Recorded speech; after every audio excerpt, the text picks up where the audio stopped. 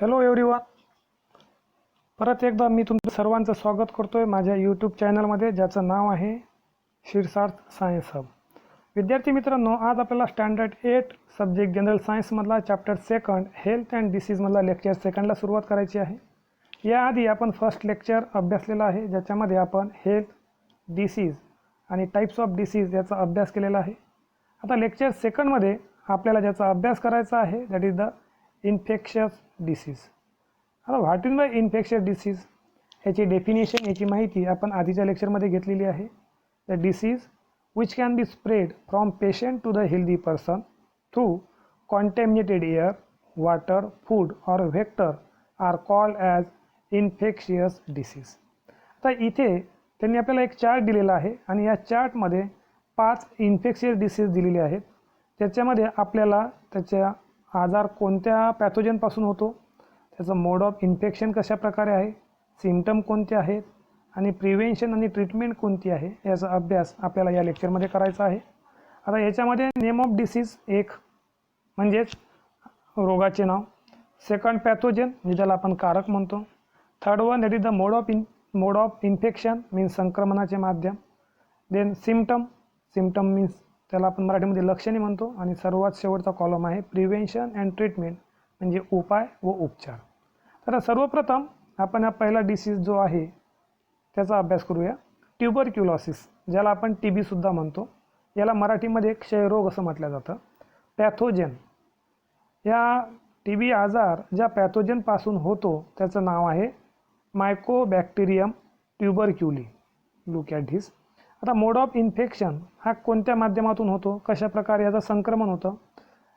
पहिला याच्यामध्ये spitting bye patient, म्हणजे सर्वात पहिला की रोग्याच्या थुंकीमार्फत ज्या कोणा व्यक्तीला ट्युबरक्युलोसिस झालेला असेल आणि तो जर इथे जर थुंकत असेल तर त्यांच्या थुंकीच्या मार्फतसुद्धा या आजाराचा प्रसार होतो. थ्रू एअर, हवेमार्फत प्रसार होतो. Then prolong contact with and sharing of material of पेशंटच्या सानिध्यात आपण खूप वेळपर्यंत जर असू त्याच्यामार्फत, आणि जर आपण त्या पेशंटचे जर जे साहित्य आहे ते जर आपण यूज करत असेल, तर त्या वस्तू जर कोणत्या प्रकारच्या आपण त्याच्या यूज करत असेल तर त्याच्यामार्फतसुद्धा आपल्याला हा जो आजार आहे ट्युबरक्युलोसिस हा पसरलेला पाहायला मिळतो. आता सिम्पटम, याचे लक्षणं कोणकोणती आहेत ते आपण पाहूया. फर्स्ट, क्रोनिक कफ म्हणजे खूप कालावधीपासून असलेला खोकला. ब्लडी स्वेटिंग, थुंकीतून रक्त पडणे. इमॅसिएशन म्हणजे वजन कमी होणे. डिफिकल्ट ब्रीथिंग, श्वास घेण्यास त्रास होणे, जी आपली रेस्पिरेशनची प्रक्रिया आहे या रेस्पिरेशनच्या प्रक्रियेमध्ये त्रास होणे. These are the symptoms in case of tuberculosis. तर प्रिव्हेन्शन आणि ट्रीटमेंट याच्यावर उपाय आणि उपचार कोणते आहेत. सर्वात प्रथम आहे BCG व्हॅक्सिन, जी बऱ्याचदा आपण लहान मुलांना देतो की याच्या सहाय्याने ट्युबरक्युलोसिस जो आजार आहे हा होत नाही. Second one, isolation of patient म्हणजे रुग्णास इतरापासून वेगळे ठेवणे. आयसोलेशन, जे आता आपण हा शब्द या कोविड-19मुळे खूप प्रचलित झालेला आहे. ज्याला कोणाला असा TB आजार जर झालेला असेल तर त्याला आयसोलेट केल्या जातं.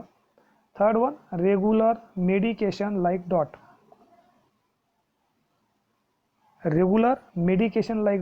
आता डॉट म्हणजे काय, तर डायरेक्ट ऑब्झर्वेशन ट्रीटमेंट, की जी गव्हर्मेंट हॉस्पिटलमध्ये अवेलेबल राहते आणि त्यांच्या थ्रू ते पूर्ण हा जो आजार आहे हा पूर्ण बरा होईपर्यंत ते स्वतः फ्री ऑफ कॉस्ट कोणत्याच प्रकारची फीज न घेता ही ट्रीटमेंट करतात. म्हणजे त्याच्यामार्फतसुद्धा ट्युबरक्युलोसिस हा जो आजार आहे हा क्युअर झालेला आपल्याला पाहायला मिळतो. And this is the name of pathogen, mode of infection, symptom and prevention and treatment in case of tuberculosis. Then second one, hepatitis, त्यालाच आपण मराठीमध्ये कावीळ असं सुद्धा म्हणतो. हे आता व्हायरस बघा, याच्यामधला हेपॅटिटिस व्हायरस ABCDE हा ज्याच्यामार्फत पसरतो that is the hepatitis virus ABCD आणि E याच्यामार्फत पसरतो. Mode of infection, contaminated water, sharing of needle and blood transfusion. Contaminated water म्हणजे सरळ आपण याला दूषित पाण्यामार्फत.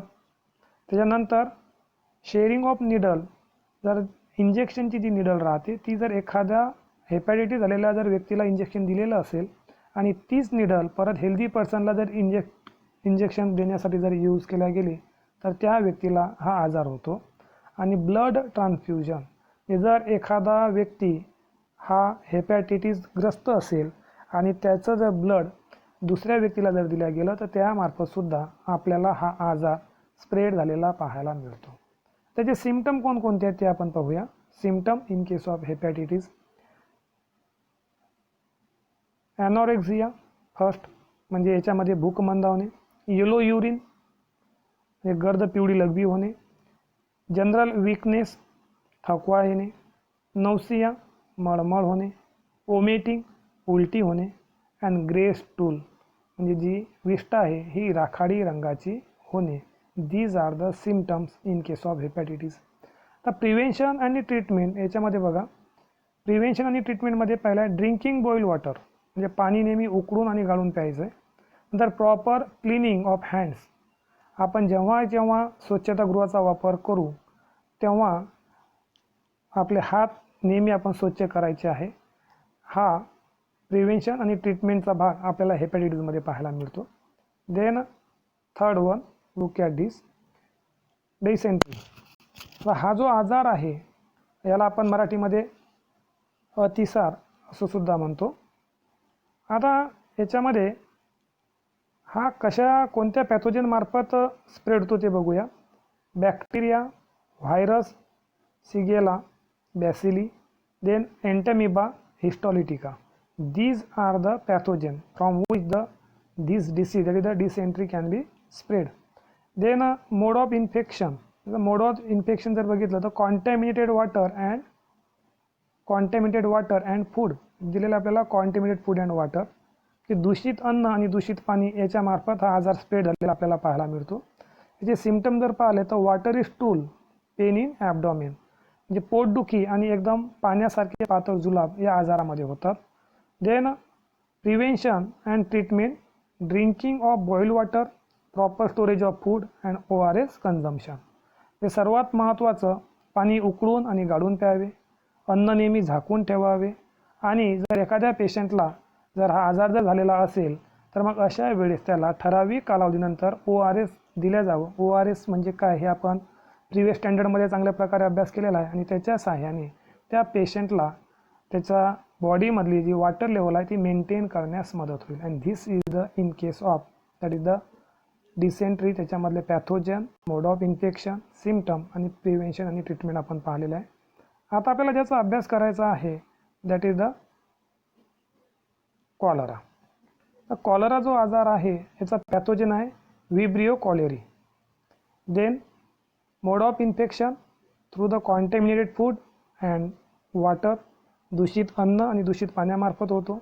आता याचे सिम्पटम बघा, एक आहे ओमेटिंग म्हणजे उलट्या होणे, सिवर डायरिया म्हणजे एकदम तीव्र स्वरूपाचे जुलाब होणे, आणि क्रॅम्प्स इन लेग्स, पायामध्ये एक प्रकारे आपण त्याला पेटके येणे किंवा गोळेने जे म्हणतो अशा प्रकारचे याचे सिम्पटम्स आपल्याला याच्यामध्ये पाहायला मिळतात.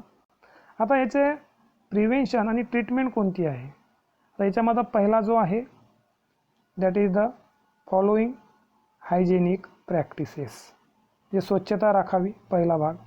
अवॉइडिंग ओपन प्लेस फूड, उघड्यावरचं अन्न खाऊ नये. Then third one, drinking boiled water, पाणी नेहमी उकळून आणि गाळून प्यावे. अँड व्हॅक्सिनेशन अगेन्स्ट कॉलरा, कॉलराच्या साठी एक वॅक्सिन अवेलेबल आहे, ती जर आपण घेतली तर त्याच्यामार्फतसुद्धा हा आजार आपण प्रिव्हेंट करू शकतो. And these are the pathogen, mode of infection, symptoms and prevention and treatment in case of disease that is the cholera. Then last one disease that is the typhoid. आता टायफॉइड जो आजार आहे हा ज्या pathogen मार्फत होतो त्याचं नाव आहे सॅल्मोनेला टायफी.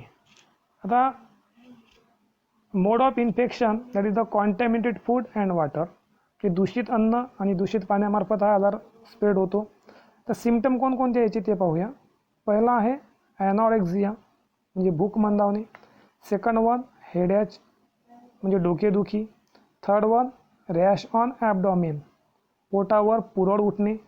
नंतर आहे डिसेंट्री म्हणजे अतिसार होणे. And fever up to 104 degree Fahrenheit आणि ताप जे आपण त्याला टेम्परेचर म्हणतो हे साधारणतः 104 डिग्री सेल्सिअसपर्यंत आलेलं आपल्याला टायफॉईडमध्ये पाहायला मिळतं. आता याच्यावर प्रिव्हेन्शन आणि ट्रीटमेंट कशा प्रकारची आहे. ड्रिंकिंग क्लीन वॉटर सर्वात पहिला महत्त्वाचा मुद्दा की स्वच्छ आणि निर्जंतुक पाणी प्यावे. सेकंड वन व्हॅक्सिनेशन म्हणजे याच्यामध्ये लसीकरण करून घ्यावे. टायफॉईडचे सुद्धा व्हॅक्सिन अवेलेबल आहे. Third one proper disposal of sewage सांडपाण्याची योग्य पद्धतीने विल्हेवाट लावावी जेणेकरून आपला परिसर हा स्वच्छ राहील आणि हा आजार आपल्याला होणार नाही. These are 5 disease here we can study here. Infectious disease ज्याच्यामध्ये आपण या 5 आजारांचा अभ्यास केलेला आहे. ज्याच्यामध्ये आपण ट्युबरक्युलोसिस, हेपॅटिटिस, त्याच्यानंतर आहे एक first of all tuberculosis, hepatitis, dysentery, then cholera आणि टायफॉईड याचा अभ्यास आपण केलेला आहे. आता याच्यानंतर आपल्याला इथे त्यांनी एक ॲक्टिव्हिटी दिलेली आहे. Complete the table. बघा, prepare a similar table of information about various disease like enteritis, malaria, plague आणि एड्स. जसा टेबल वर आहे म्हणजे name of disease, pathogen, mode of infection, symptoms आणि प्रिव्हेन्शन आणि ट्रीटमेंट असाच टेबल या आजारासाठी सुद्धा तयार करायचा आहे आणि हा तुम्ही स्वतः तयार करून घ्यायचा आहे. यानंतर इथे दिलेला इंटरनेट माय फ्रेंड याच्यामध्ये search the reasons, symptoms and other information of chicken pox. हा जो आजार आहे ज्याला आपण कांजण्या म्हणतो, या आजाराचे सुद्धा याच टेबलमध्ये जर तुम्ही माहिती लिहिली तरी चालतं. ज्याच्यामध्ये कोणत्या पॅथोजेनच्या मार्फत होतं, त्याचे मोड ऑफ इन्फेक्शन काय आहे, सिम्टम काय आहे आणि प्रिव्हेन्शन याचा आपण कशा प्रकारे करू शकतो ती माहिती दिलेली कलेक्ट करायला सांगितलेली आहे. Second, collect the additional information of pulse polio drive and WHO. ज्यांनी परत या इंटरनेटच्या सहाय्याने आपल्याला पल्स पोलिओ अभियान याची माहितीसुद्धा घ्यायला सांगितलेली आहे की आपल्या देशामध्ये पल्स पोलिओ अभियान कशा प्रकारे राबवलं जातं. आणि एक आहे WHO म्हणजे काय, वर्ल्ड हेल्थ ऑर्गनायझेशन. याच्या बाबतीतसुद्धा तुम्हाला माहिती कलेक्ट करायची आहे in case of internet my friend. Then another one is here, look at this, observe and discuss.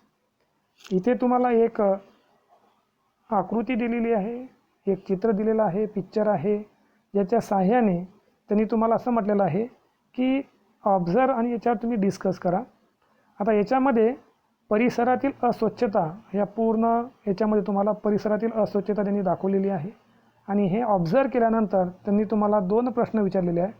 Where do you see the water log material shown in picture. चित्रातील पाणी साठलेल्या वस्तू तुम्हाला कुठे कुठे आढळतात. आता याच्यामध्ये टायर आहे, तुटलेल्या बादल्या आहेत, केरकचरा आहे.